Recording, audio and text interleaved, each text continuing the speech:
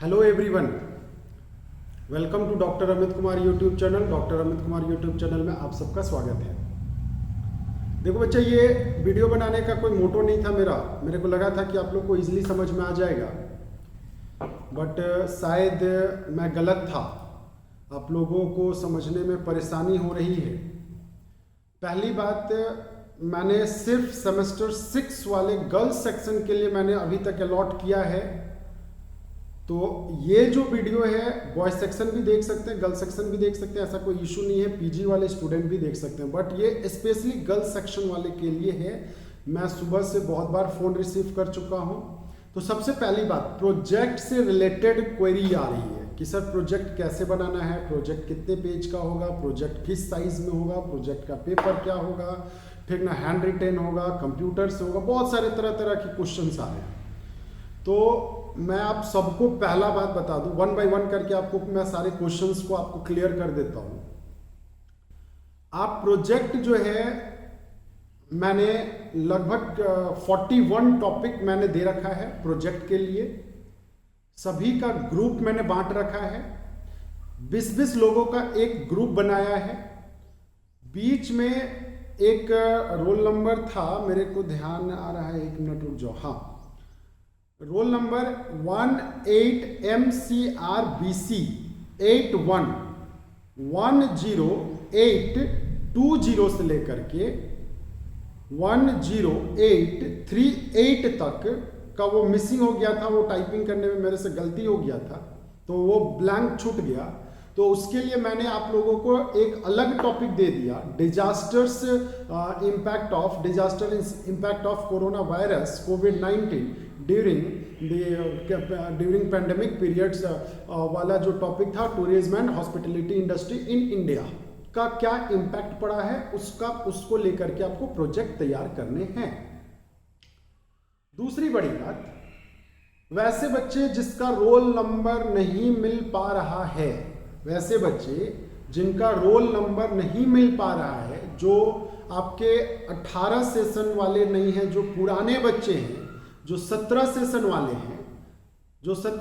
वाले हैं, या जिनका रोल नंबर इस पे नहीं है, वो आपका एक टॉपिक मैं बता देता हूं। उस टॉपिक पे आप लोग सभी लोग जो है, वही टॉपिक पे आप प्रोजेक्ट तैयार करेंगे। और वो टॉपिक का नाम है, एक मिनट में कंफर्म करता हूं आपको।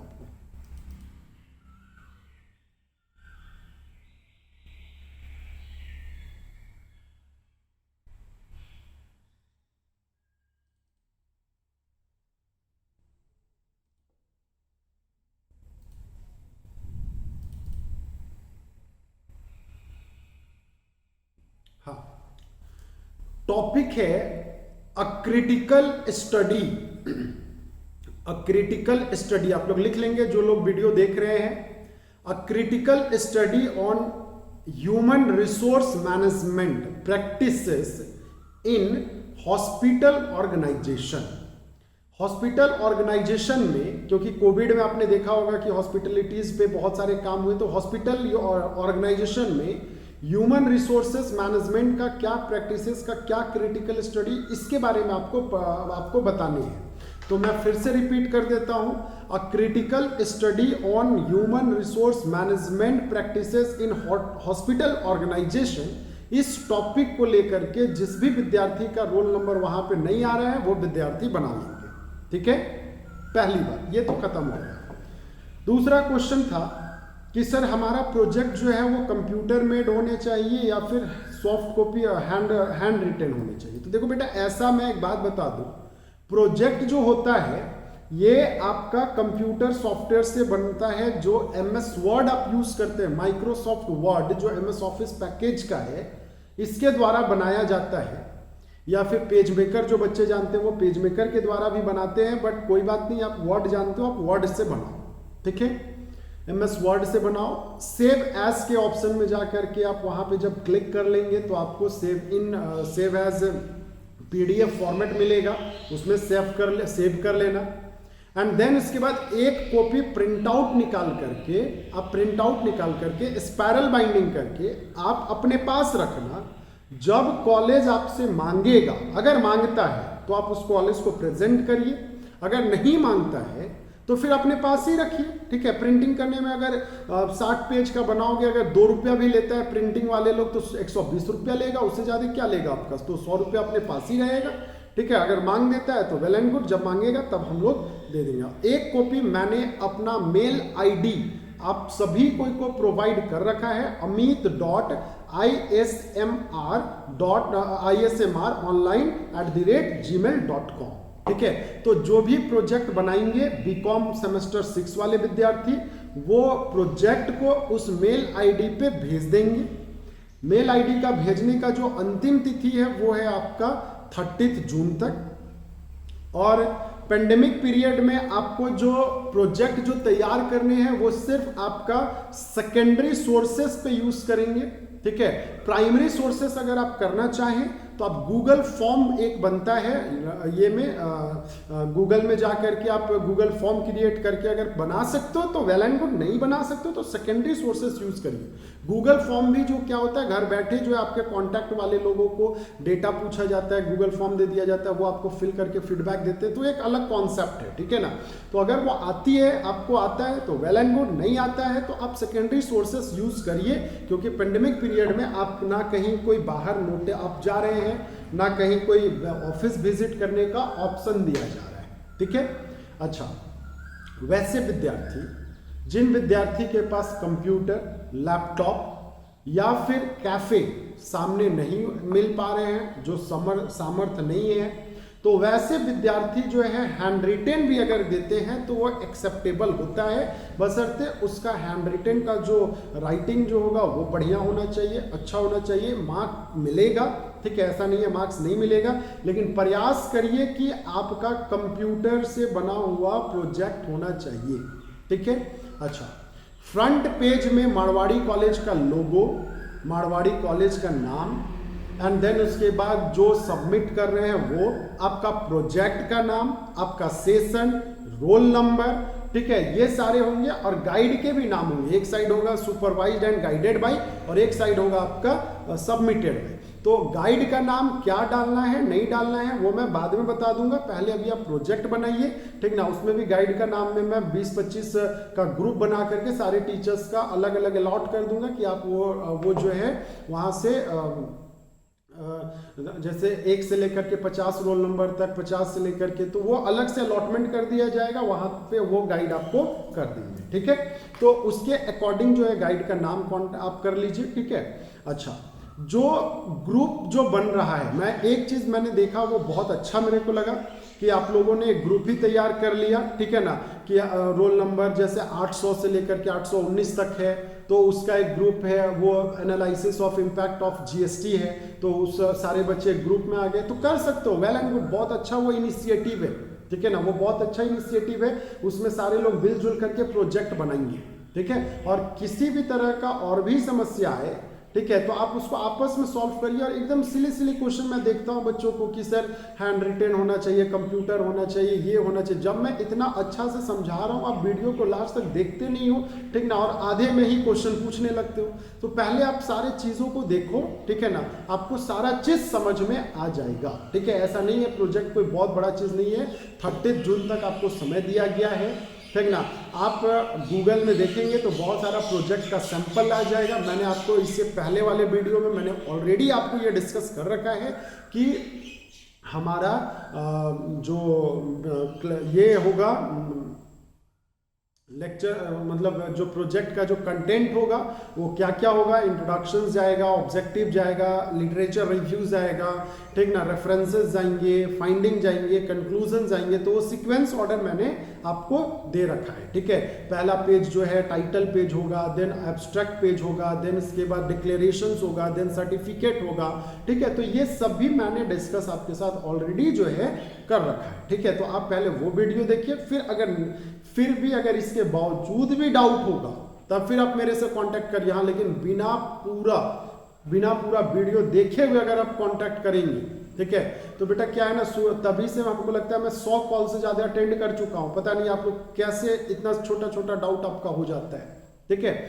और रहा बात, आप स्टूडेंट की बातें को ना सुने, ठीक है, कि स्टूडेंट क्या बोलता है नहीं बोलता है, ठीक है। इसकी बातें को सुनने की कोई मतलब ही नहीं है। मैं जिस लिंक को भेजता हूँ वो मेरा नंबर है, ठीक है। आप प्रोजेक्ट से रिलेटेड जो कोई भी क्वेरी आप टीचर से कांटेक्ट करिए, ना कि स्टूडेंट से कि सर स्टूडेंट ने ये बोला, हमारा सीनियर स्टूडेंट ऐसा बनाया था। बेटा कभी तो चेंजेस होते हैं ना, ठीक है ना। पहले तो क्या कर दिया जाता था मारवाड़ी कॉलेज में कि एक ही बार जो है 15 ग्रुप दे दिया जाता था, बच्चों को ऑप्शन दे दिया जाता था, जिसको सिलेक्ट करना करिए और प्रोजेक्ट तैयार करिए, ठीक ना। इस बार से मैंने ट्रेंड चेंज कर दिया है। इस बार से मैंने सीधा सा रोल नंबर वाइज बांट दिया है कि इस रोल नंबर से इस रोल नंबर तक आप रैंडमली मैंने टॉपिक सिलेक्ट करके आपको दे दिया है, ठीक है। अब आप जो है उस टॉपिक को बनाइए, ठीक है ना। आपको सिलेक्शन का कोई ऑप्शन ही नहीं है, आपको उसी टॉपिक पे काम करने है, ठीक है। क्योंकि होता क्या था, सब इजी टॉपिक को ले लेता था और उसके बाद प्रोजेक्ट बना देता था। तो और मैंने जानबूझ करके 20-20 लोगों का ही ग्रुप बनाया। आपके नंबर ऑफ स्टूडेंट जो है आप सोच लो, अगर 41 ग्रुप बने हैं तो 41 मल्टीपल 20 800 स्टूडेंट्स हैं आपके बैच में, और 800 का मैंने अलग अलग ग्रुप बनाया है और इतना सारा टॉपिक दिया है, तो ये भी एक अपने आप में बहुत बड़ी बात होगी।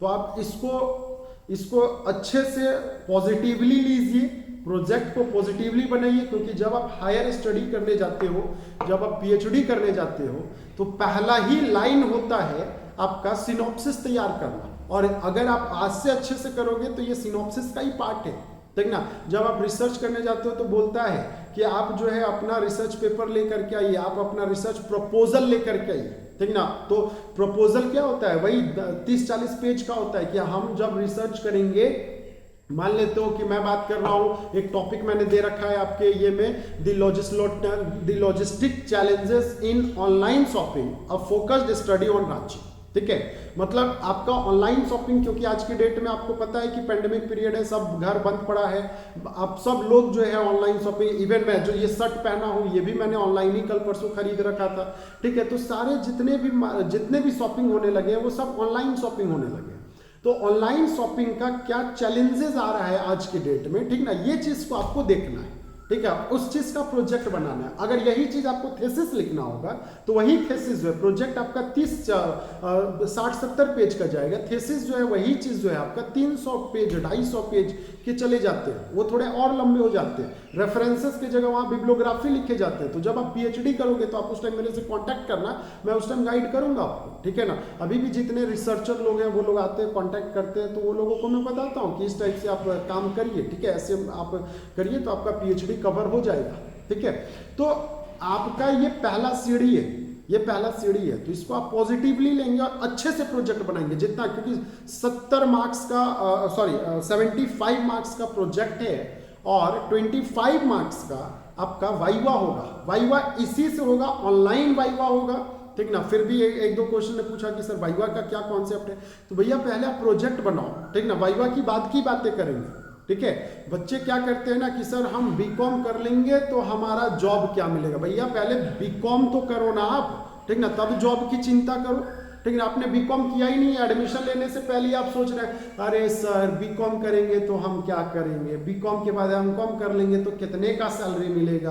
भैया पहले कर तो लो, ठीक है ना। तो उसी तरह आप पहले प्रोजेक्ट बना तो लो, देन उसके बाद फिर हम लोग वाइवा के बारे में बात करेंगे, ठीक है। वाइवा तो होना है ना, वाइवा होगा तो होगा, ऑनलाइन होगा ऑफलाइन क्या होगा वो जब नोटिस आएगा समय पे आपको बता दिया जाएगा, ठीक है। तो फिर से मैं बता रहा हूं, ग्रुप वाइज बना हुआ है। आप लोग का इनिशिएटिव मेरे को काफी अच्छा लगा। पहला ही हेडलाइन में ही दे रखा है मैंने, amit.ismr.online@gmail.com में आपको सारे को सबमिट करने हैं अपने प्रोजेक्ट विद इन 30 जून 2021 तक। 30 जून के बाद अगर कोई प्रोजेक्ट भेजेगा तो मैं उसको एक्सेप्ट किसी भी कीमत पे नहीं करने वाला हूं, ठीक है। क्योंकि आज 9 तारीख है, मैंने ऑलरेडी 20 दिन का समय दे रखा है, तो 20 दिन तक में आप अपना प्रोजेक्ट जो है वो सबमिट कर दीजिए, ठीक है।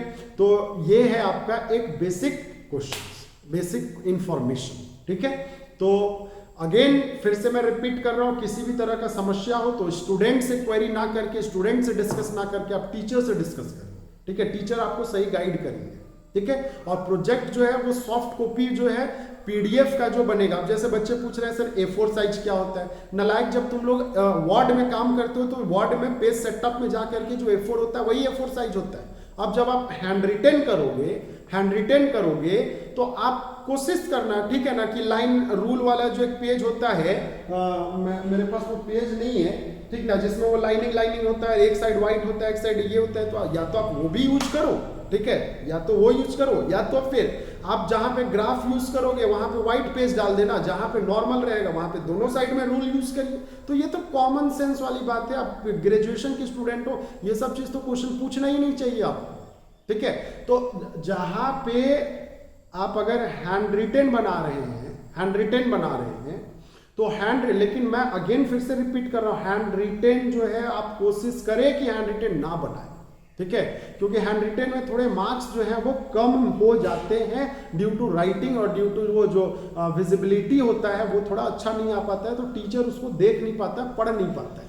तो इसलिए कोशिश करिए, अगर 20 लोग हैं तो 20 लोग में से कोई बंदा के पास तो लैपटॉप या कंप्यूटर होगा, तो ऐसा तो नहीं है कि 20 के 20 के पास लैपटॉप या कंप्यूटर नहीं होंगे। ग्रुप मैंने क्यों डिवाइड किया, ग्रुप मैंने इसीलिए डिवाइड किया। और फिर भी अगर 20 का 20 के पास अगर कंप्यूटर लैपटॉप नहीं होता है तब फिर जाकर के आप हैंड रिटेन बनाइए, ठीक है। और हैंड रिटेन में भी आप मतलब रूल पेज यूज करिए, ठीक है, और जहां पे ग्राफ की यूज हो, जहां पे ग्राफ आप दे रहे हैं वहां बस सिर्फ व्हाइट पेज यूज करने का जरूरत है। आप A4 साइज में भी बना सकते हैं। एक नालायक ने तो बोल दिया सर A3 पेज, A3 पता है इतने बड़े का चार्ट पेपर को बोलते हैं हम लोग A3, ठीक है। तो A3 पेज में नहीं बनाने, A4 मतलब जो छोटे साइज के जो इस पेज ये आकार के जो पेज होते हैं जो लाइनिंग वाले रहते हैं उस पे बनाने हैं आपको, ठीक है ना। तो चलिए बस आज के लिए ये वीडियो के लिए बस इतना ही, और ये स्पेशली गर्ल्स सेक्शंस के लिए वीडियो मैं बना रहा हूँ। बॉयज सेक्शन अगर देखते हैं तो अच्छी बात है, ठीक है ना, एंड पीजी वाले के लिए और बॉयज सेक्शन वाले के लिए दोनों के लिए मैं अभी रात के 9 बजे तक मैं टॉपिक के साथ जो है रोल नंबर के साथ जो है आप लोग को अपडेट कर दूंगा, ठीक है। Okay, thank you.